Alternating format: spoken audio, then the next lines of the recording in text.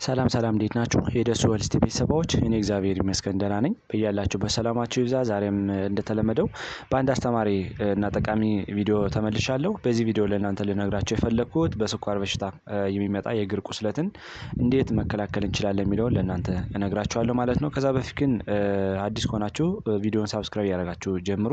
ከወደዳችሁትና ከተመቻችሁ ደግሞ ሸር እና ላይክ አድርጉት ሌሎች እንዲማሩበት ማለት ነው። ነባር ቤተሰቦችም የዩቲዩብ አልጎሪዝም ለብዙዎች እንዲያደርስና ብዙዎች እንዲማሩበት ስለሚያደርግ ላይክ እና ሼር ማድረጋችሁን አትርሱ። አብራችሁን ቆዩ። ወደ ዋናው ሀሳቤ ስገባ ጥናቶች እንደሚያስረዱት እንግዲህ በዓለማችን ውስጥ ወደ 600 ሚሊዮን የሚደርሱ የስኳር ታማሚዎች አሉ ማለት ነው። የስኳር ህመም ያለበቂ ሕክምና ወይም ደግሞ ካልተቆጣጠርነው ሳይታከም ለብዙ ጊዜ ከቆየ የተለያዩ የጤና እክሎችን ሊያስከትል ይችላል ማለት ነው። ከነዚህ ውስጥ እንግዲህ የኩላሊት ችግር ወይም ደግሞ ሬናል ፌለር ያስከትላል ማለት ነው። የአይን ችግር በተለይ ደግሞ ዲያቤቲክ ሬቲኖፓቲ የሚባለውን ያስከትላል። የነርቭ ችግር ያስከትላል በተለይ ደግሞ ወይም ደግሞ ፐሪፈራል ኒውሮፓቲ እና የኒውሮሎጂካል ዲስኦርደር ሊያስከትል ይችላል ማለት ነው። ሌላው የደም ቧንቧዎች ችግር ሊያስከትል ይችላል። በተለይ ደግሞ ብለድ ቬዝሎችን ዳሜጅ ሊያደርግ ይችላል። የደም ዝውውር ከአንድ ቦታ ወደ አንድ ቦታ ከሴሎች ወደ ሴሎች እንዳይንቀሳቀስ ሊያደርግ ይችላል። ከዚህ በተጨማሪ የእግር ቁስለት ወይም ደግሞ የዲያቤቲክ ፉት አልሰር ብለን የምንጠራው አንዱ ትልቁ ኮምፕሊኬሽን ነው ማለት ነው። የእግር ቁስለት እንግዲህ እንደሚታወቀው ዲያቤቲክ ፉት አልሰር ብለን የምንጠራው ከነዚህ አሁን ተጠቀስናቸው ውስብስብ የጤና ችግሮች ውስጥ አንዱ ነው ማለት ነው። በተለይ ደግሞ አንድ ሰው የስኳር ታማሚ ከሆነ ስኳሩን በደንብ የስኳር መጠኑን በደንብ ማኔጅ ማያደርግ ከሆነ የዲያቤቲክ ፉት አልሰር ወይም ደግሞ የእግር ቁስለት ሊመጣ ከሚችል ኮምፕሊኬሽን ውስጥ እንግዲህ አንዱ ነው ማለት ነው። የስኳር በሽታ እንደሚታወቀው ባይ ዲፎልት የስኳር ታማሚዎች የነርቭ ህመም ስለሚያስከትል ወደ ታችኛው የሰውነት ክፍል በተለይ ደግሞ ወደ ይሄ ኤክስትሪሚቲ ወይም ደግሞ ዲስታል ኤሪያ ብለን የምንጠራቸው የተለያዩ ችግሮች ሊያስከትል ይችላል። በተለይ ደግሞ አሁን ያልነው የስኳር በሽታ የነርቭ ችግርን ሊያስከትል ስለሚችል ብዙ ጊዜ ሰውነታችን የመደንዘዝና ህመምን የመለየት አቅም ስለሚያቅት ሰውነት በተለይ ደግሞ ኤክስትሪሚቲ ላይ ወይም ደግሞ የእግር ላይ በተለይ ደግሞ ከሰውነት ከእግር አካባቢ ቁስለት ሊፈጠር ይችላል ማለት ነው። በተለይ ደግሞ እንቅፋት አንድ ሰው እንቅፋት ሲመታው እንጨት ወይም ደግሞ አንዳንድ ሽልና ስለታም ነገሮች ሲነኩት እና የተለያዩ ነገሮች በሚመቱበት ጊዜ ሴንስ ስለማያደርግ ወይም ደግሞ ፔኑን መረዳት ስለሚያቅተው ቁስል ሊፈጠር ይችላል ማለት ነው። ከዚህ በተጨማሪ አሁን እንዳልነው የስኳር በሽታ ከመጠን በላይ የሚበዛ ከሆነ የቆዳ ድርቀትና ወዝን በማሳጣት እግር እንዲደርቅ እንዲሰነጠቅ ስለሚያደርግ ጥንቃቄ ማድረግ አስፈላጊ ነው ማለት ነው። ከዚህ በተጨማሪ ከነርቭ ህመም ጋር ተያይዞ አሁን እንዳልነው ህመምን ያለመለየት ወይም ደግሞ የመደንዘዝ ስሜት ስላለው እንዲሁም ሚዛንም ለመጠበቅ መቸገር ስላለ የእግር ቁስለት እንዲፈጠር ምክንያት ሊሆን ይችላል ማለት ነው። ስለዚህ ከስኳር ህመም ጋር ተያይዞ የሚከሰት የደም ስር እብጠትም ሊኖር ስለሚችል ወይም ደግሞ የደም ስር መጥበብና መጎዳት ሊኖር ስለሚችል አጠቃላይ እነዚህ ተደምረው ወደ ታችኛው የሚሄደው የደም ዝውውር እንዲቀንስ ስለሚያደርግ ብዙ ጊዜ ለተለያዩ ችግሮች ይጠቃሉ ማለት ነው። ከዚህ ውስጥ እንግዲህ አንዱ ዲያቤቲክ ፉት አልሰር ብለን የምንጠራው ነው ማለት ነው። የደም ዝውውር በስርዓት የማይንቀሳቀስ ከሆነ ደግሞ ወደ ታችኛው የሰውነት ክፍል በተለይ ደግሞ ኤክስትሪሚቲ ላይ ከፍተኛ የሆነ የስኳር መጠን ለባክቴሪያዎች ምቹ ስለሚሆንና ፈንገሶች እና ባክቴሪያዎች ያንን ለመመገብ በጣም ለነሱ ጉድ ሚዲያ ስለሆነ ቁስል ይፈጠራል ማለት ነው። በዛ ሂደት በተለይ ደግሞ የስኳር ታማሚዎች እግራቸው አካባቢ ላይ ጥንቃቄ ማድረግ አለባቸው ማለት ነው። ምክንያቱም ቁስል ሲፈጠር አሁን እንዳልነው ከፍተኛ የሆነ የስኳር መጠን ተቆጣጥሮ የዘለለ የስኳር መጠን በሚኖርበት ጊዜ ባክቴሪያዎችና ፈንገሶች ያንን ለመመገብ እንደ ምግብነት ስለሚያውሉት ቁስል የመመርቀዝና ቶሎ አልድ ሊል ይችላል ማለት ነው። ከዚህ በተጨማሪ የተለያዩ ውስብስብ ችግሮች እንደ ኢስኬሚያ ሊፈጠር ስለሚችል በተለይ ደግሞ የደም ዝውውር ወደዛ አካባቢ ስለማይሄድ ኦክሲጅንና ምግብ ስለማይደርስ ጋንግሪን ሊፈጠር ይችላል ማለት ነው። በዛ ሂደት ብዙ ጊዜ ስኳር ታማሚዎች ሎወር ኤክስትሪሚቲ ላይ ለዛ ነው አምፑቴት የሚደረጉት እና አንዱ ሊዲንግ ኮዝ የሚሆነው ማለት ነው። ከቁጥጥር የዘለለ ስኳር እንግዲህ በሚኖርበት ጊዜ ቁስል ሊፈጠር ይችላል። በዛ ቁስል ባክቴሪያዎች እና ፈንገሶች ስለሚገቡ ለምግብነት ይጠቀሙታል ማለት ነው። ስለዚህ ቁስል ይመረቅዛል አሁን እንዳልነው ውስብስብ የሆነ የጤና ችግር ያስከትላል ማለት ነው። ከዛ ውስጥ እንግዲህ አንዱ ጋንግሪን ይፈጠራል። ምክንያቱም ጋንግሪን ወደዛ አካባቢ ቁስል ወዳለበት ኤሪያ አካባቢ ምግብና ኦክሲጅን ካልደረሰ እስኬሚክ ይፈጠራል ማለት ነው። ስለዚህ በዛ ሂደት ጋንግሪን ይፈጠራል። ስለዚህ ለአምፑቴሽን ይዳርጋቸዋል ማለት ነው። እነዚህ ባክቴሪያዎችና ፈንገሶች አሁን እንዳልነው ወደ ታችኛው የሰውነት ክፍል በተለይ ደግሞ ዲፕ ላይ ዘልቀው ወደ ጡንቻ አጥንት በመግባት ቁስል እንዲፈጠርና እንዲመረቅዝ እና ዲፕ ኢንፌክሽን በመፍጠር የታችኛውን ኤክስትሪሚቲ ብቻ ሳይሆን አጠቃላይ የሰውነት ፓርቶቻችን ችግር ሊፈጥሩ ይችላሉ ማለት ነው። ስለዚህ በዛ ሂደት ቶሎ ሰዎች ለአምፑቴሽን የሚጋለጡት ወይም ደግሞ ለእግር መቆረጥ የሚዳረጉት በዛ ምክንያት ነው ማለት ነው። ዋናው ነገር ግን እንዴት መከላከል እንችላለን የሚለውን ማየት አለብን ማለት ነው። ስለ ምክንያቱም አሁን እንዳልነው ከቁጥጥር የዘለለ የስኳር መጠን በሚኖርበት ጊዜ የተለያዩ ውስብስብ ችግሮችን ያስከትላል ማለት ነው። ከዚህ ውስጥ እንግዲህ አንዱ ዲያቤቲክ ፉት አልሰር ነው ብለናል።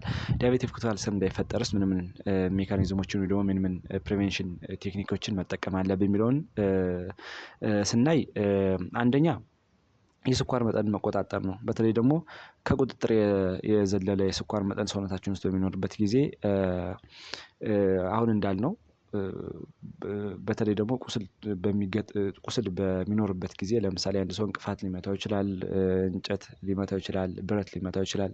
አንዳንድ ነገሮች በተለያዩ ኢቨንቶች የሆነ ነገር ሊያጋጥመው ይችላል እና ያ ደግሞ በጊዜ ሂደት ቁስል ከቁጥጥር የዘለለ ስኳር ካለ ለቁስሎች ለባክቴሪያዎች ምቹ ለፈንገሶች ምቹ ስለሚሆን ቁስል ቶሎ አልድን ይላል ማለት ነው። በዛ ሂደት እንግዲህ ለአምፑቴሽን ለተለያዩ ነገሮች ሊዳረግ ይችላል ማለት ነው አንዱ። ስለዚህ የስኳር መጠን መቆጣጠር በተለይ ደግሞ በኖርማል ኢንተርቫል ውስጥ ለምሳሌ ፋስቲንግ ብለድ ሹገር ሊሆን ይችላል። ለ8 ሰዓት የተመረመረ 8 ሰዓት በላይ ምግብ ሳይበላ የተመረመረ ሊሆን ይችላል። እንደገና ደግሞ ራንደምሊ ተለክቶም ሊሆን ይችላል። እንዲሁም ሄሞግሎቢን ኤ1ሲ ብለን የምንጠራው ወይም ደግሞ ለሶስት ወር የሚለካው ሊሆን ይችላል። እሱን እየተለካ በደንብ ቁጥጥር ማድረግ አለበት ማለት ነው። በአግባቡ ያልተቆጣጠርነው የስኳር መጠን ለቁስለት ከመዳረጉም በላይ ቅድም እንዳልነው ለአምፑቴሽን እና ለተለያዩ ሰውነት ኢንፌክሽኖች ሊዳርገን ይችላል ማለት ነው።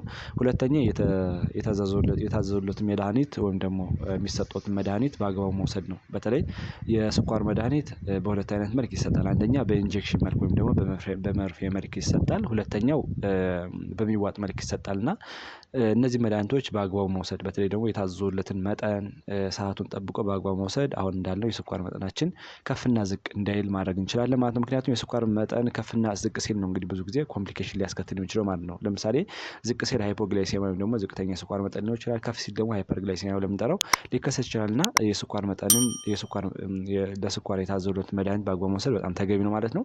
ሶስተኛ አመጋገብ ማስተካከል ነው። ብዙ ጊዜ ስኳር ነክ ምግቦችን መቀነስ አለበት ማለት ነው። አንድ የስኳር ታማሚ በተጨማሪ የበዛ ጨውን ከልክ በላይ መጠቀም ማቆም አለበት። ሶስተኛ ቅባታማ ምግቦችን መቀነስ እነዚህን ማስተካከል አለበት ማለት ነው።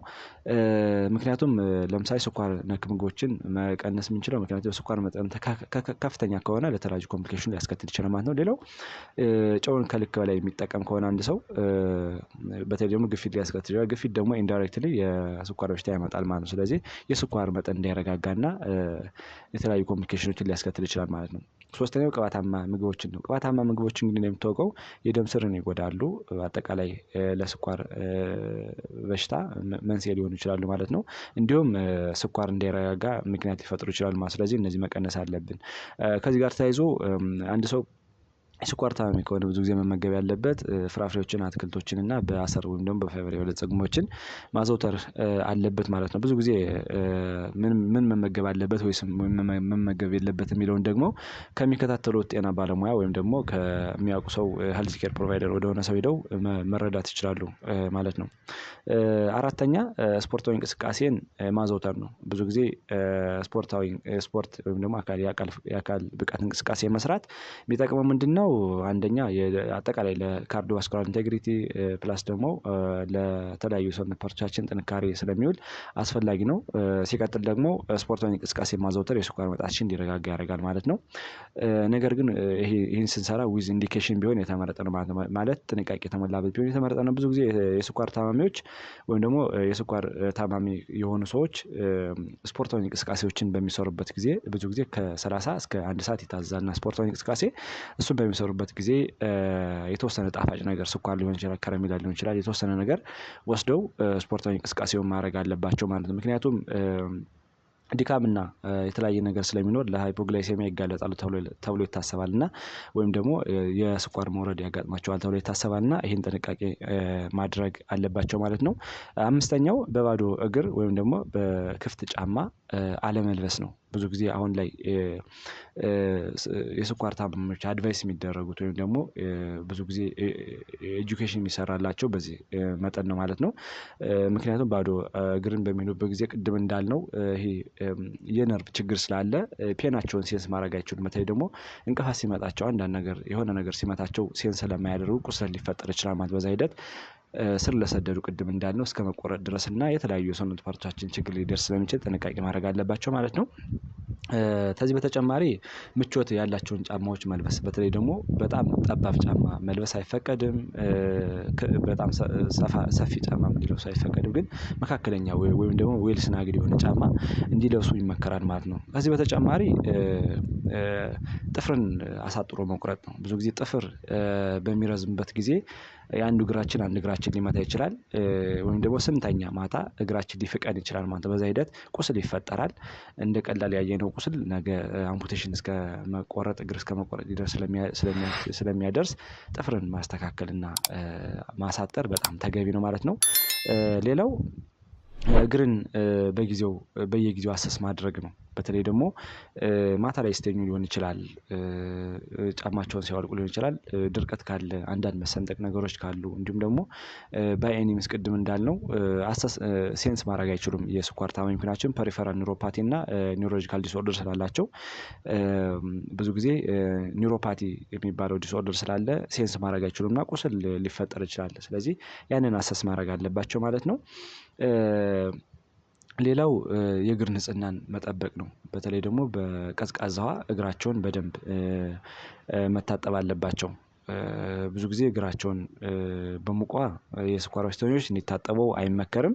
ምክንያቱም አሁን እንዳልነው የመደንዘዝ አይነት ስሜት ስለሚኖር ሙቀቱን ሴንስ ማድረግ ስለማይችሉ ቢያቃጥላቸው ቁስል ሊፈጠር ይችላል ማለት ነው። ስለዚህ በጣም ያልቀዘቀዘ ውሃ ቢሆን ይመረጣል። ስለዚህ በቀዝቃዛ ውሃ እንዲታጠቡ ይመከራል ማለት ነው። ከታጠቡ በኋላ ደግሞ እግራቸውን በደንብ ማድረቅ በተለይ ደግሞ እግርን የጣትና የጣትን መሃል በደንብ ማድረቅ በጣም ተገቢ ነው ማለት ነው። ሌላው ካደረቁ በኋላ ቅባትን በደንብ መቀባት ነው። ለምሳሌ ቅድም እንዳልነው ወዝና የተለያዩ ነገሮችን ስለሚያሳጣ የቆዳ ድርቀት ስለሚኖር እግርን በቅባት በመቀባት የተሰነጠቀ ነገር ካለ ድርቀት ካለ ማስተካከል ይቻላል ማለት ነው። ሰባተኛ ቶሎ ቶሎ ቼክ ማድረግ ነው። በተለይ ደግሞ በተለይ የስኳር ታማሚ ከሆኑ ብዙ ጊዜ የአፖይንትመንት ይኖራል እና አፖይንትመንት ሲኖራቸው አፖይንትመንታቸውን አክብረው አሁን ያልነውን የሰውነታቸውን ፓርት አሰስ መደረግ አለባቸው ማለት ነው። የመጨረሻውና ስምንተኛው አንዳንዴ ቁስለት በሚያጋጥምበት ጊዜ ወይም ደግሞ የሆነ ኢቨንት በሚያጋጥምበት ጊዜ ለምሳሌ እንጨት ሊመታው ይችላል። አንድ ሰው ብረት ሊመታው ይችላል። የስኳር ታማሚ ከሆነ በዛ ሂደት ቁስለት ሊፈጠር ይችላል። ስለዚህ ቁስለት ሲፈጠር ቶሎውኑ ወዲያውኑ ወደሚከታተሉበት ጤና ተቋም ወይም ደግሞ ወደሚቀርበው ጤና ተቋም በመሄድ ቁስሎትን መታየት አለባቸው ማለት ነው። ስለዚህ እነዚህን በምናደርግበት ጊዜ የተለያዩ ችግሮችን ማስወገድ እንችላለን ማለት ነው። ስለዚህ የስኳር ታማሚ ብቻም ሳይሆን ማንኛውም ሰው እነዚህን ነገሮች በማየት ለሌሎች ኢንፎርሜሽን ማቀበል እና ሌሎችን ማስተማር በጣም ተገቢ ነው ማለት ነው። ለዛሬው እንግዲህ ስለ ስኳር በሽታና ስኳር በሽታን ተንተርሶ ሊከሰት የሚችለው የስኳር የእግር መቁሰል እና የተለያዩ ነገሮችን ጥሩ ግንዛቤ አግኝታችኋል ብዬ አስባለሁ። ከተመቻችሁና ከወደዳችሁት ለሌሎች ላይክ እና ሼር አድርጉ። እንዲሁም ደግሞ ቀጣይ ላይ የምለቃቸው ቪዲዮዎች ለእናንተ እንዲደርሷችሁ የደወል ምልክቱን በመጫን ማግኘት ትችላላችሁ ማለት ነው። ባይ ባይ።